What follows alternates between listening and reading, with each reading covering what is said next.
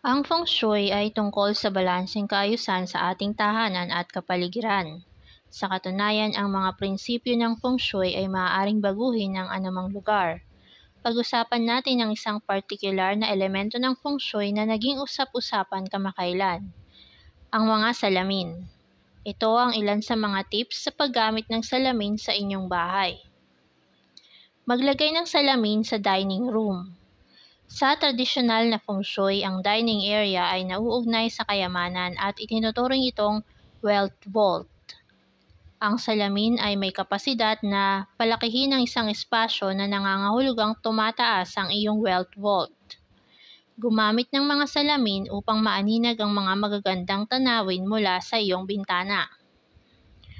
Ang inang kalikasan ay palaging may pakiramdam ng katahimikan at nakakapawing pagod na isang positibong katangian. Sa pamamagitan ng mga salamin, maipapakita mo ang mga positibong aura ng iyong tahanan at punuin ito ng mga enerhiyang qi. Ilagay ang salamin sa isang anggulo upang ipakita ang magandang tanawin ng kalangitan, mga puno, halaman, anyong tubig, mga skyscraper o anumang bagay mula sa labas na maaaring magdagdag ng positibong qi energy sa iyong tahanan. Gayunpaman, siguraduhing ilagay mo ang salamin na nagpapakita ng magandang tanawin. Ang isang view ng mga pipeline, electric wire at maruming eskinita ay maaaring magpakita ng negatibong enerhiya sa iyong tahanan. At tiyak na ayaw mo yon. Gumamit ng mirror-enhanced light. Malaki ang magagawa ng mga salamin sa pagtitipid ng iyong kuryente. Paano? Maaaring ipakita ng mga salamin ang mga sinag ng liwanag at ikalat ang mga ito sa silid kung saan hindi nakakarating ang sapat na liwanag. Kaya't makatwirang ilagay ang salamin kung saan maaari itong magpakita at magpakalat ng liwanag sa buong silid. Halimbawa, ang isang malaking salamin sa isang mahabang madilim na pasilyo ay kukuha ng enerhiya ng qi pababa sa bulwagan na tutulong sa pag-ikot nito sa iyong tahanan.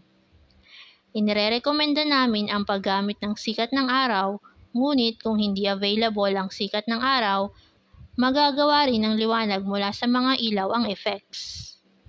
Gumamit ng mga salamin para palawakin ang space. Mula sa unang tip, alam mo na ang salamin ay maaaring gamitin upang palawakin ang wealth vault o ang silid kainan.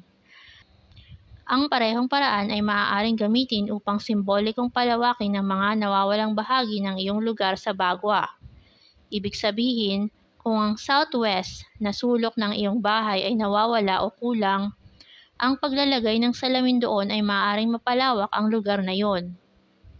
Maglagay ng salamin sa isang hallway. Ang mga salamin na nakalagay sa pasilyo ay karaniwang positibo. Hanggat hindi ito nakaharap sa anumang pinto, iba pang salamin o nasa dulo ng pasilyo. Narito naman ang mga karaniwang pagkakamali sa paglalagay ng salamin ayon sa feng shui. Huwag gumamit ng abstract o fragmented mirrors. Mahalagang makita ang iyong sarili bilang isang kumpletong individual sa isang piraso. Huwag gumamit ng maliliit, bali, o masining na salamin na humahadlang sa pagtingin sa iyong sarili. Hindi nirerekomenda na palaging kumuha ng isang buong salamin dahil hindi palaging available ang sapat na espasyo. Ngunit dapat mayroong kahit isang buong salamin sa iyong tahanan. Kung mayroon kang sapat na espasyo, mas maraming buong salamin ay hindi makakasama. Sa halip, nagdaragdag sila ng positibong qi energy sa iyong tahanan sa paglipas ng panahon. Huwag magsabit ng mga salamin sa itaas o nakaharap sa iyong kama. Sinasalamin ng mga salamin ng enerhiya ng iyong espasyo. Kaya maaari silang maglaro ng isang mahalagang papel sa iyong kapaligiran sa pagtulog. Maaaring palakasin ng mga salamin ang enerhiya sa paligid mo na maaaring makagambala sa iyong pagtulog. Para sa kadahilanang ito, pinakamahusay na huwag magsabit ng mga salamin ng feng shui sa itaas ng iyong kama o nakaharap sa iyong kama.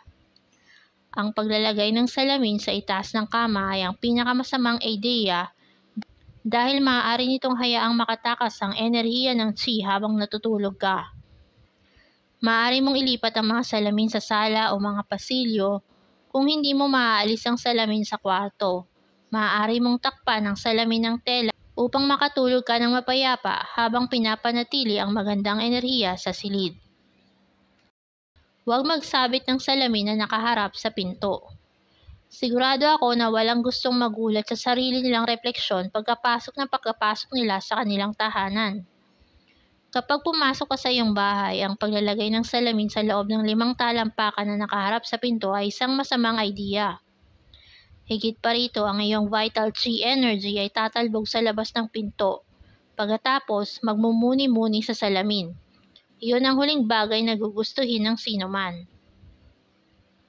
Mas mabuti ang maglagay ng bintana ng hindi bababa sa 6 na talampakan ang layo mula sa pinto. Kung wala kang sapat na espasyo para isabit ang salamin sa anumang lugar, tiyaking hindi direktang nakaharap ang salamin sa pinto.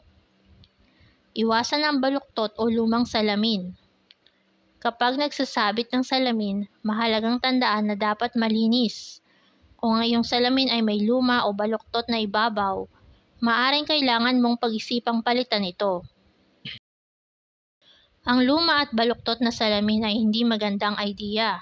Sa paglipas ng panahon habang nakikita mo ang iyong sarili sa kanila, mararamdaman mo ang pangit o pagtanda mo nang wala sa panahon. At iyon ang huling bagay na gugustuhin ng sinuman. Ngunit kung mapapansin mo ang mga sumusunod na pagbabago, oras na para bumili ng bagong salamin. Mga nakikitang mga bitak, mga sirang piraso, nakikitang mga dark spot, distorted na sinasalamin na imahe, hindi tumutugma sa palamuti ng silid.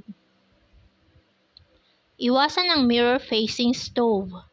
Tulad ng alam mo na, ang salamin ay may kakayahang palakasin ng enerhiya. Kapag nakaharap ang salamin sa kalan, ang enerhiya ng elemento ng apoy ay lubos na pinahuhusay at pinalalakas, na maaaring magdulot ng masamang feng shui. Gayunpaman, kung ang salamin ay matatagpuan sa isang magandang distansya mula sa kalan, kung gayon ang epekto na ito ay lubos na nabawasan o kahit na negated. Huwag isabit ang salamin sa masyadong mataas o napakababa. Ang salamin na masyadong mataas sa dingding ay maaaring magdulot ng optical illusion dahil maaari itong magmukhang mas maikli. Ang parehong napupunta para sa isang salamin na masyadong mababa sa ibaba. Kung masyadong mataas ang pagkakamount ng salamin, maaari mong maramdaman na nakatingin ka sa iyong sarili sa halip na diretso. Kaya lumapit ka rito at ayusin ang anggulo para makita mo ang iyong buong mukha. At kung masyadong mababa ang pagkakakabit ng salamin, kailangan mong yumuko na maaaring magparamdam sa iyong sarili tungkol sa iyong postura at itsura. Ito ay dapat sa isang taas kung saan maaari mong ganap na makita ang iyong sarili at ang iyong aura. Hindi bababa sa iyong buong ulo o balikat at ng sino mang kasama mo sa iyong tahanan. Kaya hindi mo kailangang yumuko o i-crane ang iyong leeg para makita ang iyong sarili. At ang panghuli, huwag ilagay ang mga salamin na magkakaharap. Kung pananatilihin mong magkaharap ang dalawang magkatabing salamin sa feng shui, magpapakita lang sila ng enerhiyang pabalik-balik sa halip na ikalat ito sa buong silid. Sa makatwid, ang pagpapanatiling magkaharap ng mga salamin sa isa't isa sa feng shui ay hindi matalino. Sa halip, maaari mong ilagay ang salamin ng hiwalay kung saan maipapakita ng mga ito ang magandang chi energy at ikakalat ito sa paligid ng silid. Please subscribe, like, share, and comment kung nagustuhan mo ang videong ito. Salamat!